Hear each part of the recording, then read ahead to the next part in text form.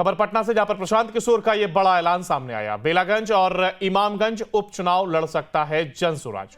जनसुराज के सूत्रधार है प्रशांत किशोर। गया में प्रेस कॉन्फ्रेंस के दौरान यह बयान दिया गया है। बेलागंज और इमामगंज उपचुनाव जनसुराज लड़ सकता है, यह बात उनकी ओर से कही गई है।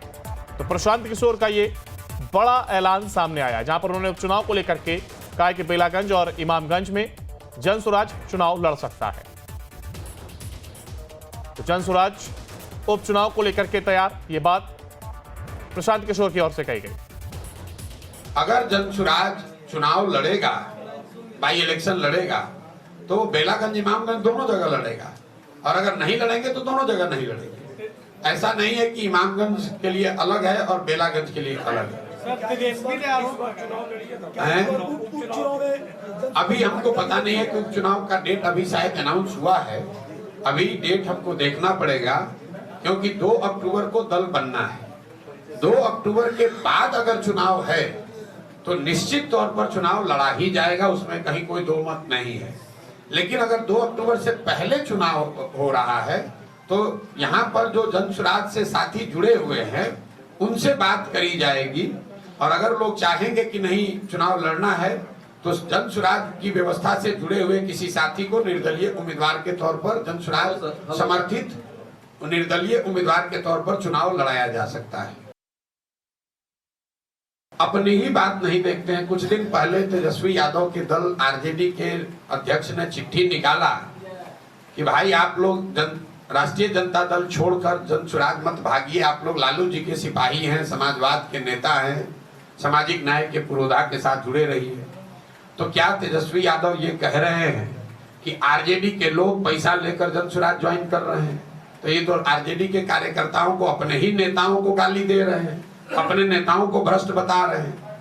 भाई अगर पैसा देकर उनके लोग आ रहे हैं जनसुराज में, यही तो जब आप अपने से राजनीति नहीं किए हैं, पढ़ाई लिखाई किए नहीं, राजनीति बाबूजी का दुकान था तो मिल गया है, तो बोलना कुछ चाहते हैं, बोल कुछ और जाते हैं। तो देखिए, प्रशांत किशोर का ये बड़ा बयान सामने आया, और इस पर जानकारी के लिए हमारे साथ हमारे संवाददाता उत्कर्ष हमारे साथ जुड़ गए।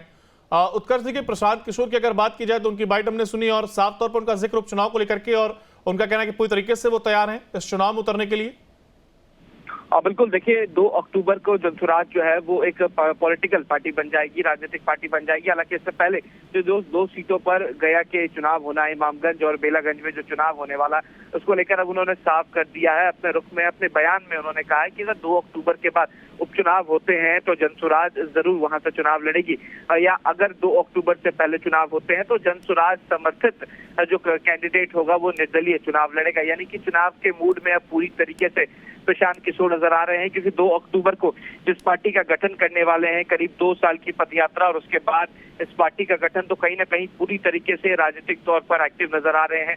इससे पहले भी प्रशांत किशोर ने कहा कि आगामी जो विधानसभा चुनाव होंगे उसमें तमाम सीटों पर जनसुराज जो है अपने कैंडिडेट उतारेगा, लेकिन अब 2 सीटों पर जो चुनाव होने हैं उसको लेकर भी एक बड़ा ऐलान जो है वो प्रशांत किशोर ने किया है। उत्कर्ष, साथ ही एक सवाल ये भी कि देखिए, राजनीति से कह सकते हैं कि अपने आप को थोड़ा सा अलग रखते हो, या कहें कि नेता के तौर पर वो अपनी छवि नहीं बनने देना चाहते, लेकिन राजनीतिक पार्टी के तौर पर उन्होंने तेजस्वी यादव पर हमला बोला है, और तेजस्वी यादव को लेकर के कहा कि उन्होंने उनके जो कार्यकर्ता हैं वो अपने ही कार्यकर्ताओं को ऊट पटांग बोल रहे हैं कि वो पैसा लेकर के जनसुराज ज्वाइन करना चाहते हैं। इसके साथ ही उन्होंने कहा कि जो राजनीति की दुकान है वो उनको पिताजी की दुकान थी और उनको मिल गई है।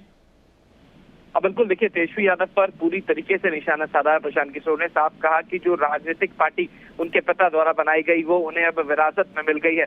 वहीं कुछ दिन पहले पार्टी के प्रदेश अध्यक्ष जगदानंद सिंह के द्वारा एक लेटर जारी किया गया था, जहां पर साफ शब्दों में कहा गया था कुछ लोग जो है वो जनसुराज की क्या कह सकते हैं कि दामन थाम रहे हैं, आगे कार्यकर्ता है उन्हें नहीं थामना चाहिए, ये जनसुराज जो है वो लोगों को भ्रमित कर रही है। इस तरीके का एक लेटर जारी किया गया था आरजेडी की तरफ से। इसी को लेकर जनसुराज के जो अध्यक्ष हैं या यूं कह लेंगे प्रशांत किशोर, उन्होंने इस तरीके का बयान दिया।